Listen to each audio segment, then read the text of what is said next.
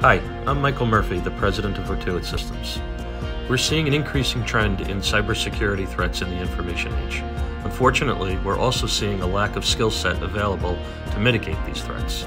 In the discussion that follows, I sit down with the College of Westchester CIO, Kelly Walsh, to discuss the growing threats, lack of talent, and what you can do to get started in cybersecurity industry.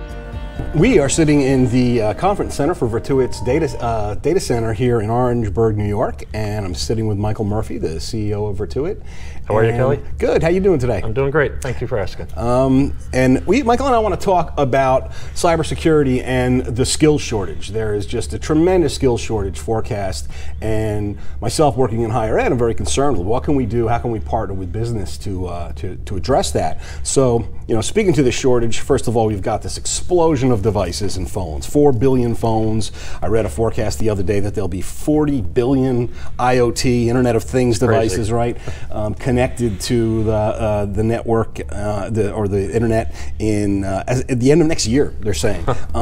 Just crazy. So this explosion of devices has really been one of the things that's making cyber. 6 or 7 devices for every person on the planet. Right. Your car and your washing machine, and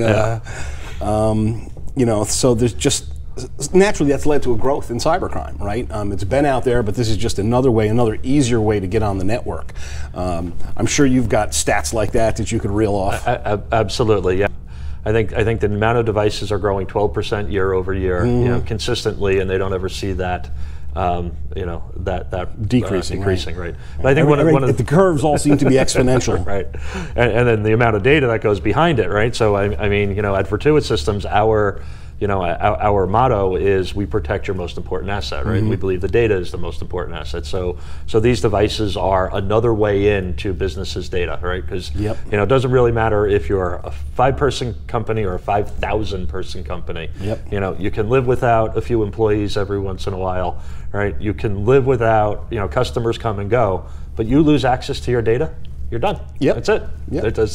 We are in the information age. And, absolutely. And so it really is all about protecting that data. Yeah, and businesses have a responsibility. In many cases, regulations require them, but at a minimum, they really ought to just take that responsibility on themselves to protect their data. And this affects everyone. If you're in a business, you have that role to deal with it. Most people are touching the data at some point, and they have responsibilities. We've talked about how cyber is a people problem, right? People need to know what to do and what not to do. But even in homes, I have a friend and colleague who works in a small PC shop, and they're constantly dealing with people bringing in their computers because they've had ransomware and malware. Right. So just another way it's exploding.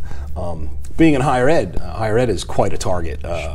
Many universities and colleges have an open sharing sort of policy. You'll have students from all across the world. One of our regional institutions had a seriously impactful ransomware attack last July in Monroe College. They were down much of their systems were down for about a week or so. So it's just too real. Especially ransomware has just gotten out of hand. And I think one of the biggest problems that the industry is facing is that the technical talent isn't there right now in order to combat this problem, right? Even at VirtuIT Systems, right? So we have an incredibly hard time finding the right people, right? And so VirtuIT Systems is actually in an interesting spot because we've matured enough where we can bring in junior engineers and internally train them to the specific lines of business that we have, whether that's data protection or cybersecurity. So I think we're not alone in doing that, right? And so instead of looking to the marketplace for people with these skills, it's kind of a far-gone conclusion that we're going to hire for aptitude and then and then train them for the skill set that we need, right? So when we're looking to get more technical talent, we're looking for a long-term relationship of somebody that is going to look to VirtuIT Systems to grow, and we're going to give them the certifications that they need. So there's a litany of certifications out there, and I think that is the certifications to me are more important than the degrees in sometimes, right? Because the certifications are a direct response to the business need, right? hiring for aptitude and then training accordingly. With this huge shortage that's, so I had one stat I came across said that cybersecurity jobs are expected to reach 1.8 million by 2022, which is 20% over where they were in 2015, and that there's expected to be about a 37% shortage. And you can get all kinds of these crazy numbers off the web, but the bottom line is there seems to be a general consensus that there's going to be a tremendous shortage of these skills. And for us in higher ed, we see that as an opportunity. And while we've got degrees and there's no shortage of offerings, you don't necessarily have students flocking to them as much as we'd like to. But one thing that has happened that I think has been a big advantage is these smaller credentials. So the certificates that you mentioned, there's been an explosive growth of boot camps, these technology boot camps, which will be a smaller, quicker credential. And some of them are focused on cybersecurity. I love what you said. I mean, you really seem to have faced this head on as a business. You realize that we're not really able to necessarily get people coming in here with the skills we want. Let's make sure they've got the attitude and the aptitude that we need and train them. Exactly, yes. Had you seen well, obviously, so you are hiring at times for those certificates? We are hiring for those, yes. If we can get those certificates, that's great. It really depends upon what the need is at the time. I think the general overall policy at VirtuIT Systems is we want to hire solid junior engineers that want to learn and want to grow, and VirtuIT is the platform. VirtuIT Systems is the platform for them to do that. But if we're coming up against issues where we need a specific skill set, yes, we're absolutely going out and we're looking for those, for that skill set. But they're getting harder and harder to find. And the salaries are astronomical. Oh yeah, it's a great opportunity. It's amazing again too that you don't see more young folks wanting to get into this area. It's interesting because I got into this. I guess kind of personally speaking, I was a pre-law major and took some time off and had IT as a hobby.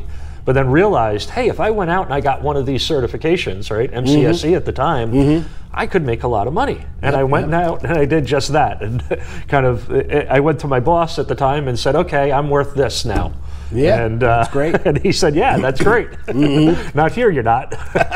And he was a great boss, so he allowed me to, to kind of see what I could get, and I did exactly that, right? And I moved on and leveraged that certification and just kept going. And so I realized, and now I embrace this in the organization that that these certifications are a direct need, right, to what the industry is asking for.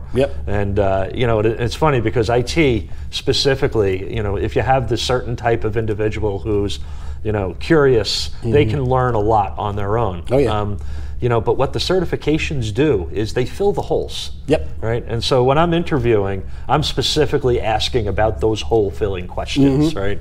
So, do they understand the frameworks? Do they understand what the baseline is? So College of Westchester providing, these IT courses, right? I think is incredible because when I'm asking things like, tell me what the 7 layers of networking are, right? If you're reactionary as an IT guy, right, you have a problem, you got to solve that problem, you're going to hit Google, you're going to hit the books, and you're going to fix the DNS issue.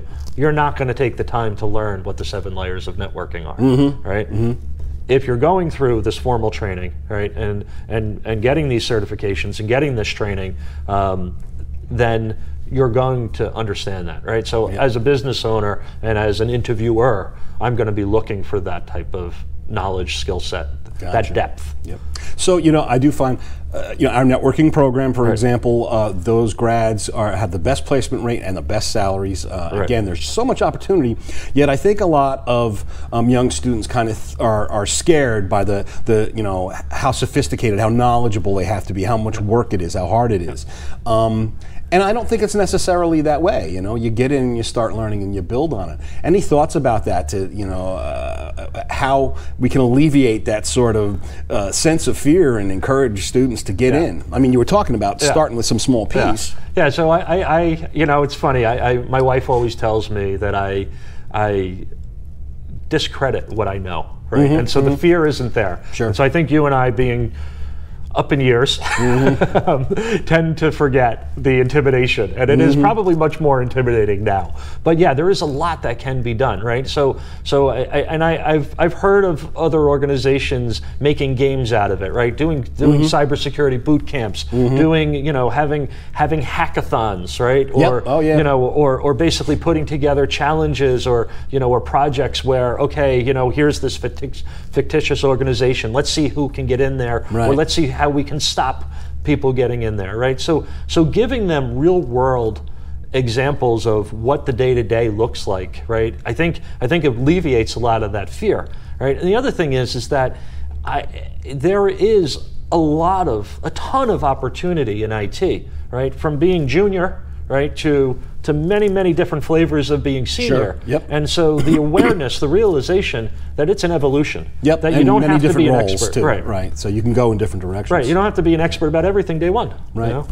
So I think teaching that, getting them to understand that and be okay with that goes a long way. Yeah, and you hit on something key there when you mentioned the hackathons. So that reminded me that there is, I pay attention to this stuff every day, and I come across a lot of information about K-12 schools getting into these kinds of things, getting into hackathons, doing, using the programmable robots to teach code. Sure. Yeah. And it'd be great to see that continued explosion of that.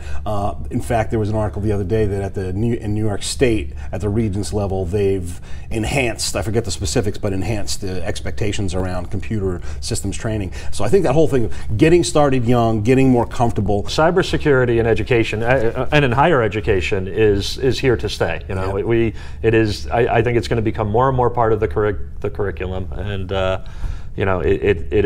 it's something that most individuals take for granted, but we as being part of this field cannot take that for granted. Yep. We need more. We need more skills. So one last thing, that the hackathons also again is another opportunity where I've seen businesses partner with schools. Sure.